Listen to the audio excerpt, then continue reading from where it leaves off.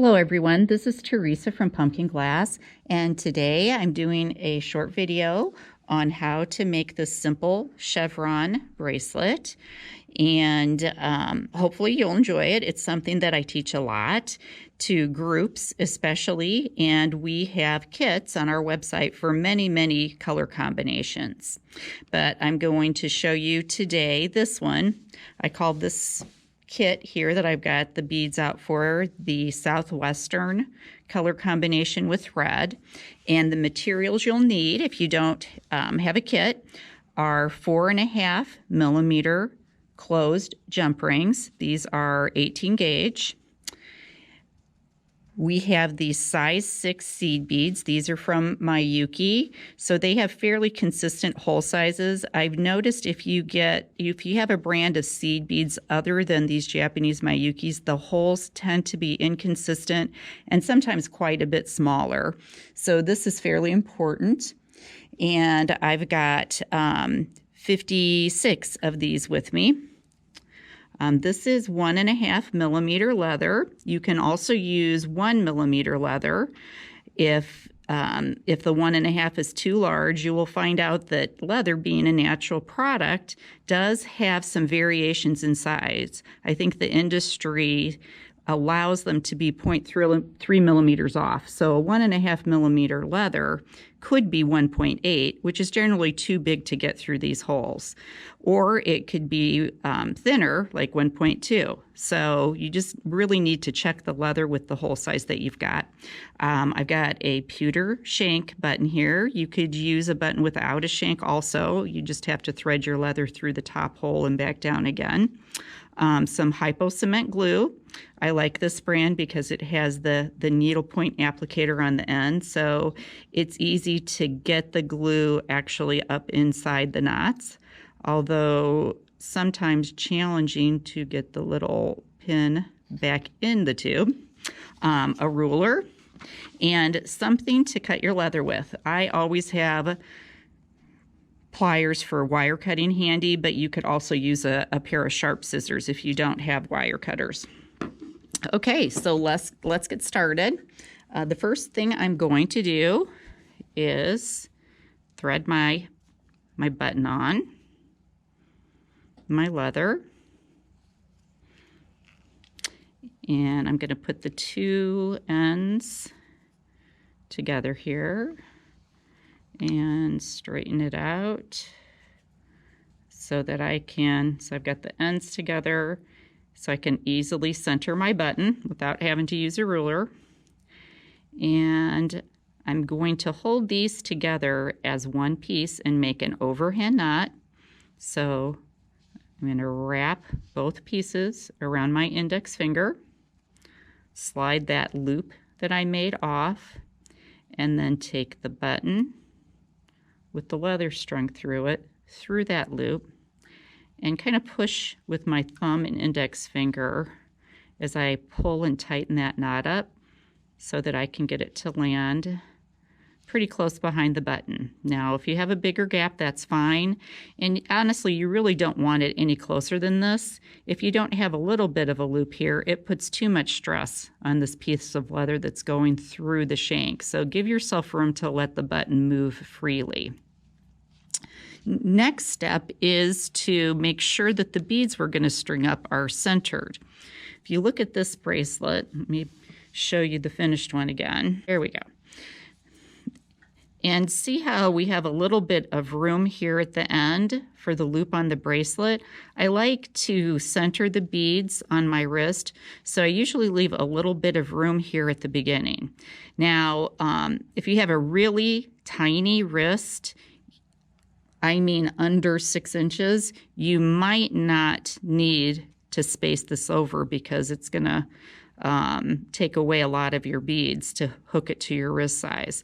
But, for an average wrist, like a wrist measuring 6.5 and up, I usually leave a little bit of space here at the beginning. And to do that, I'm going to pick my bracelet back up, make another loop around my finger, and tie that same knot and just give myself a second knot, just a little ways away from my first knot. And this distance will depend. If you have a big wrist, you're going to want to leave more room. But I'm just going for average, so I'm going to put a little knot just a little distance away from the first one. And if you're measuring, I've got about 1/4 of an inch between the knots on this one. All right. Next thing I'm going to do is I'm going to angle the leather on the end of these strands just to make stringing a little bit easier. So I'm going to take my flush cutters with the flat side towards the leather, and I'm going to angle it pretty severely. Hopefully you can see that, but I am at a really sharp angle to the leather, so I'm not just cutting it off across the end, but see how I've got a pretty angular cut so that I have a longer point. What I want to be able to do is get this angled section all the way through a bead. So if my bead hole's a little small, the thin part will stick out the other end so I can grab it and pull it through. So I am doing the same thing on this other end. Okay, see we've got a nice point there. And I'm going to start with the bead. Now I'm going to do these just randomly. If you want to make a pattern, we weigh these beads out so you won't have even quantities of each. You're going to have a mix. And actually, why don't I make just a little bit of a grouping pattern on this bracelet so you can see how to do that. So randomly pick them up, or you can kind of divide them by color so you know how many you have and do a few together each time. So I'm going to start with a red one on one of my strands. And I'm going to hold it here so it doesn't go all the way down the leather so I can see which strand has the bead on it. And I'm going to take my 2 strands together and slide a closed ring on over both strands so that it sits on top just like that. All right.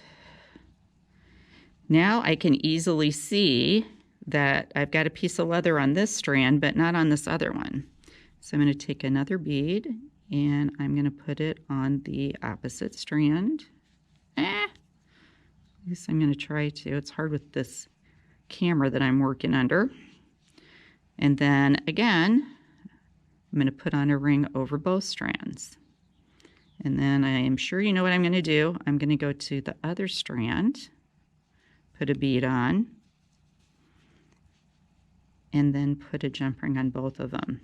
So basically, I am just alternating sides to add my beads and then placing a jump ring on over both strands. And it looks like I have quite a few red ones, so I'm going to do a couple more in this group. All right, whoops, wrong one. Okay, so there you go. And I can see that I haven't missed anything. Now I'm going to leave one bead up here at the top, and the rest of them I'm going to slide down my leather, and you might have to do them a little bit at a time because they kind of pull here. Keep everything straight towards the knot. And what happens is, because the beads are alternating on the leather strands, I have a chevron pattern. Okay. So I'm going to go back up here, and I think I'll put on a few of a second color. And I want to keep this red guy high. And it doesn't matter if your strands aren't exactly equal in length. Hold them so they are. It just makes your life easier when you're working on this. So I can see I'm ready for a ring. And I'm ready to, let's do this chartreuse. Add some beads on the opposite side.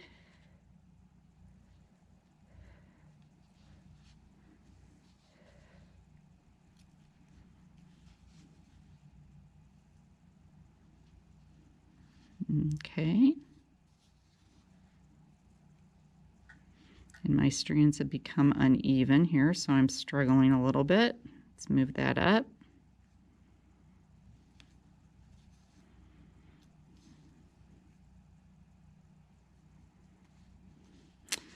All right, looks like I've got about half of the green ones on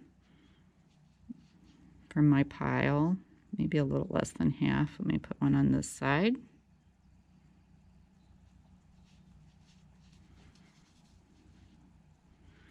The ring and push these down. If you wait too long to slide them down, your bracelet becomes difficult to get them to move if you try to move them in a big bunch. So just do them a group at a time because you don't want to wear through your leather. And I'm going to leave a little bit, actually I forgot to do this, I'm going to leave a little bit of room at the beginning.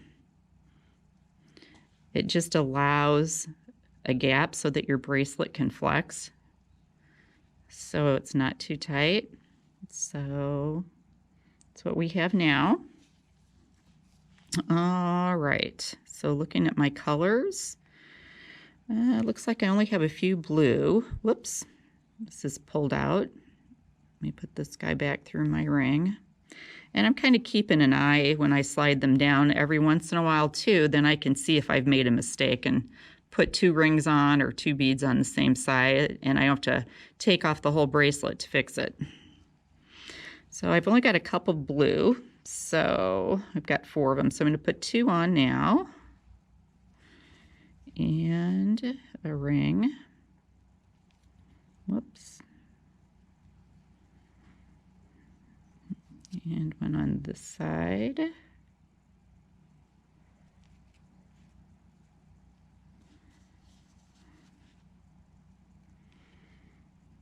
And I've got a couple of these brown ones, it looks like, that I can use on each side. So I'll do those.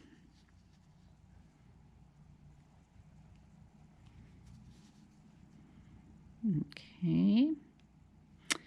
And I am going to, I think I'm going to put on all these turquoise in what will end up being the center.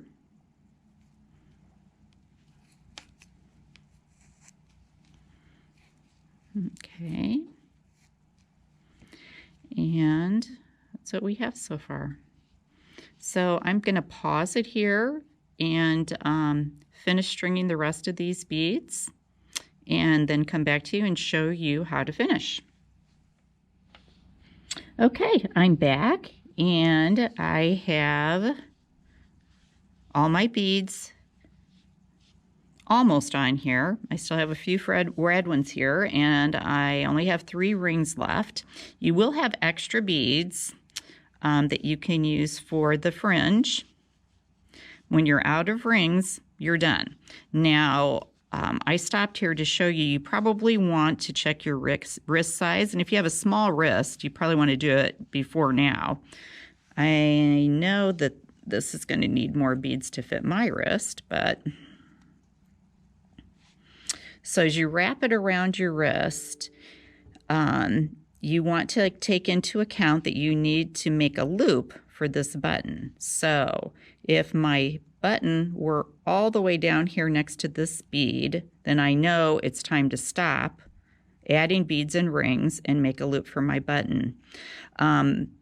For this particular demonstration, I'm going to show you how to make an adjustable loop because my wrist is rather large, like I said.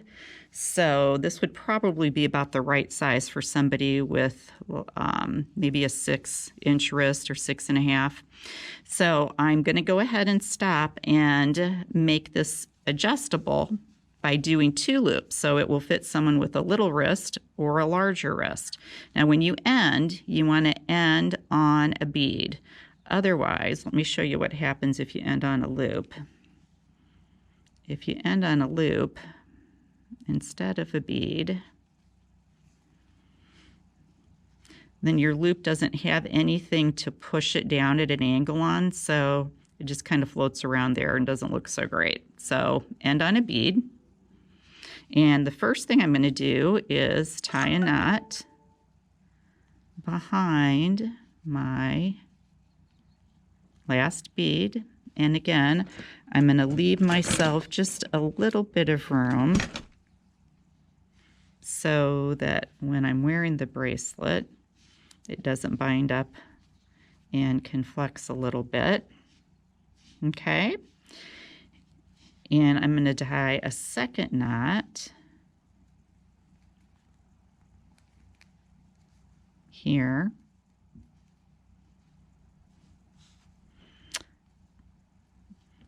And I'm going to leave room in between them so that I can pretty easily get the button through before I tighten it down. And you got to remember that somebody's going to be doing this with one hand. You don't want it too big, but you don't want it so tight that they have to struggle to get the bracelet on and off. So there we go. So I want the button to go through pretty easily. And then just doing that is going to add quite a bit of length to the bracelet. So that's why if the button is close to this bead, you're probably ready to go ahead and end it, because you're going to add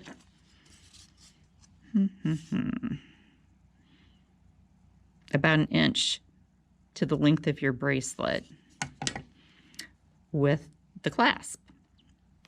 Now, to make this adjustable, and I cut my leather a little bit short compared to what I gave you guys, I could just tie another knot here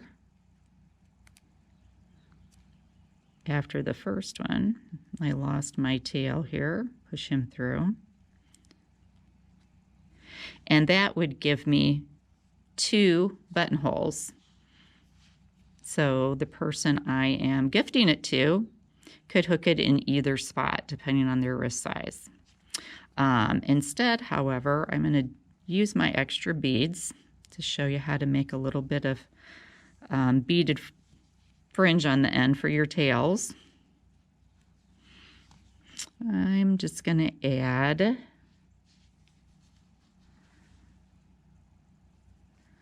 I guess maybe 3 beads on each piece of leather that I have still laying on my mat here. Actually, maybe I'll do red, blue, red. And I wanted to be sure to show you this because your directions tell you to tie a double overhand knot. And sometimes people aren't great at just looking at a picture of a knot and figuring out what it's trying to tell you. So I thought I would show you. A double overhand knot holds better than a single overhand knot. And since this is the end of our bracelet, these I'm not concerned about gluing or anything because they're not going anywhere. They all have beads behind them. But these tails on the end can open up easier. So to tie a double overhand, you're going to make a loop like before, pass the tail through the loop. So that's a single overhand knot. And as you know, when you tighten these, you can pick them open pretty easily. And the tails tend to do this kind of right angle thing that I don't like the looks of. So instead of just going through once, a double overhand means you take this little tail and put it through the loop a second time. So you have kind of a double pretzel thing. And as you go to tighten it, you kind of want to work those loops together. And it makes this really nice looking wrapped knot that gives you a straight tail so you don't have that funny angle thing. And see, when I push on it, it doesn't loosen up like an overhand knot does. It makes a much sturdier knot. But honestly, you don't really have to feel compelled to glue necessarily. They generally stay in on leather because the leather's a little sticky. So let me do it on this one too. So I'm going to make a loop, and I left, by not making these equal, I left this side a little short, but that's okay. So let me poke this through again. Oops. Come on, guy, get in there. And why is it when we're complaining about something not working, the inanimate object is always a guy? I don't know why that is. So got him in there, and now I'm going to kind of push those loops, those two loops together to make that wrap look. And on these ends, I don't like to tie it right behind the beads, because I feel like if I make the knot tight right behind the beads, they kind of stick out. They become like little pokers, and they don't hang as nice as leaving them a little bit longer. So there we go. I'm going to trim my ends off.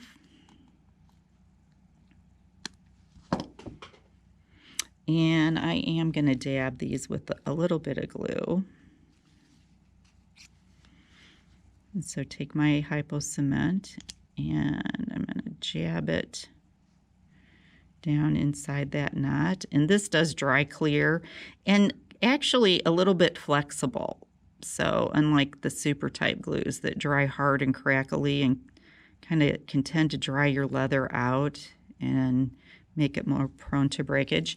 Now, if you didn't leave fringe on your bracelet, you will want to put glue on this last knot, because that is what's holding your loop shut instead of these here at the end. So there's my finished bracelet. And